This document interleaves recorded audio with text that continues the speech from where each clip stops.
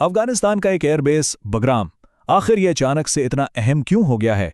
इतना अहम कि दुनिया की बड़ी ताकतें इसके लिए बेचैन हैं। तो ये सिर्फ एक मिलिट्री बेस की कहानी नहीं है, ये कहानी है बदलती हुई दुनिया की, बदलते हुए पावर बैलेंस की। चलिए इस मामले की अहम वजूहात को समझते हैं। तो इस सारी बेचैनी की शुरुआत होती है अमेरिका के साबिक सदर डोनाल्ड ट्रंप के इस बयान से। वो कहते हैं जितनी जल्दी बगराम एयरबेस का कंट्रोल अमेरिका को दे दें, अफगानिस्तान के लिए उतना ही बेहतर होगा। एक सीधी साधी धमकी। लेकिन सवाल यही है कि आखिर इस एक एयरबेस में ऐसी क्या खास बात है?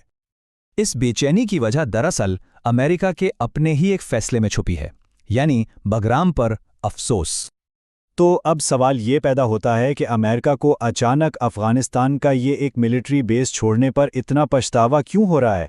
क्या वजह है इस अफसोस की? इस पूरे पछतावे की वजह वो एक अदद में छुपी है, 1200 किलोमीटर। अब ये फासला इतना अहम क्यों है? क्योंकि ये सिर्फ एक फासला नहीं है, ये स्ट्रेटेजिक पावर की हद को दिखाता है। जी हाँ, ये फासला है बगरम से चीन के सूबे तक, जहां चीन अपने न्यूक्लियर वेपन्स डेवलप करता है। इसका मतलब क्या हुआ? मतलब ये कि बगरम से उड़ने वाला कोई भी फाइटर जेट तकरीबन सिर्फ आधे घंटे में चीन की न्यूक्लियर फैसिलिटीज तक पहुंच सकता था। और यही वो स्ट्रेटेजिक अहमियत है जिसे अमेरिका अब शिद्दत से मिस कर रहा है। लेकिन जैसा कि एनालिसिस में कहा जा रहा है, ये तो वही बात हो गई कि अब पछताए क्या होत जब चिड़िया चुग गई खेत। हकीकत यह है कि अमेरिका को वहां से निकाला गया था और अब इस नुकसान पर अफसोस के सिवा कुछ हाथ में नहीं है। लेकिन ये पछतावा अचानक ही क्यों जागा? इसके लिए जरूरी है कि हम इस खित्ते में पावर के बदलते हुए बैलेंस को समझें, एक नए रीजनल ऑर्डर को जो अब बन रहा है। और इस सब का ट्रिगर पॉइंट क्या था? पाकिस्तान और सऊदी अरब के दरमियान होने वाला एक नया डिफेंस एग्रीमेंट। खबरों के मुताबिक ये मुआहदा अमेरिका की मर्जी के बगैर हुआ, जिसने वॉशिंगटन में आप समझ लें अलार्म बेल्स बजा दी। जरा सोचिए, एक तरफ अमेरिका का माजी का असर रसूख था, कतर में सबसे बड़ा मिलिट्री बेस, बहरेन में उनका 5th फ्लीट। लेकिन आज की हकीकत बिल्कुल मुख्तलिफ है। अब पाकिस्तान सऊदी इत्तेहाद मजबूत हो रहा है और चीन को अफगान तालिबान का सबसे बेहतरीन अलाय माना जा रहा है।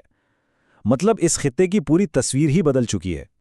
और इस नई सूरत हाल में पाकिस्तान के पास एक ऐसा ट्रम्प कार्ड है जिसने पूरी गेम ही बदल दी है। तो आगे बात करते हैं पाकिस्तान के न्यूक्लियर ट्रम्प कार्ड की। ये ट्रम्प कार्ड है पाकिस्तान का न्यूक्लियर पावर होना। पाकिस्तान दुनिया की वाहिद मुस्लिम मेजॉरिटी न्यूक्लियर पावर है और यही चीज़ इसे इस रीजन में और पूरी इस्लामी दुनिया में एक बहुत ही यूनिक स्ट्रेटेजिक अहमियत देती है। और ये कोई मामूली ताकत नहीं है। दुनिया की तमाम न्यूक्लियर पावर्स में पाकिस्तान का नंबर 7वां है, यानी एक बहुत एक्सक्लूसिव क्लब है और पाकिस्तान इसका एक अहम मेंबर है। उसके वेपन्स के जखीरे का अंदाज़ा लगभग 170 न्यूक्लियर वॉरहेड्स लगाया गया है। ये तादाद इसे कई पुरानी और इस्टेब्लिश्ड पावर से भी आगे रखती है। काफ़ी अहम बात है ये। और इसकी टेक्नोलॉजी का लेवल क्या है? पाकिस्तान 90% तक यूरेनियम एनरिच करने की कैपेबिलिटी रखता है। आसान लफ्ज़ों में कहें तो ये वेपन्स ग्रेड लेवल है, यानी हथियार बनाने के लिए दरकार आला तरीन सतह। और ये वो सलाहियत है जो दुनिया के बहुत ही कम मुल्कों के पास है। लेकिन सवाल यह है कि पाकिस्तान इस मुकाम तक पहुंचा कैसे? इसकी कहानी काफ़ी कॉम्प्लिकेटेड है, ख़ास तौर पर अमेरिका के रोल के हवाले से। चलिए इसकी तारीख पर एक नज़र डालते हैं। ज़रूरत की तारीख।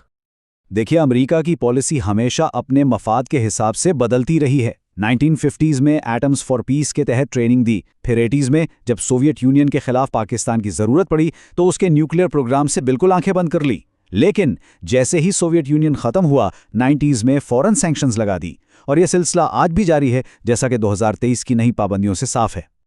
और इस कहानी में सिर्फ अमेरिका ही एक्टर नहीं था। इसी दौर में यानी 80s में इजराइल ने पाकिस्तान की न्यूक्लियर फैसिलिटीज़ पर हमले का प्लान बनाया।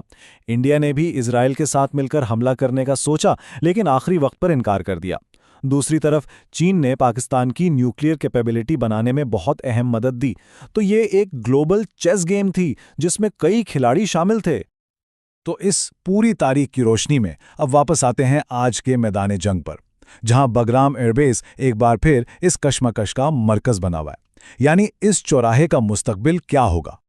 सूरत हाल अब यह है कि अमेरिका बगराम वापस चाहता है। वजह काउंटर टेररिज्म ऑपरेशंस और चीन पर नजर रखने के लिए। लेकिन अफगान तालिबान ने बेस को अमेरिका के हवाले करने से साफ इनकार कर दिया है। और एनालिसिस के मुताबिक इसकी बुनियादी वजह ये बताई जा रही है कि बगराम अब स्ट्रेटेजिकली चाइना का असासा है। इसे लेने की इजाज़त नहीं दी जाएगी। बिल्कुल साफ बात। तो बगरम एयरबेस की ये कश्मकश सिर्फ एक मिलिट्री बेस की कहानी नहीं रह जाती। ये दरअसल ग्लोबल पावर बैलेंस में आने वाली एक बहुत बड़ी, एक बुनियादी तब्दीली की निशानदेही करती है।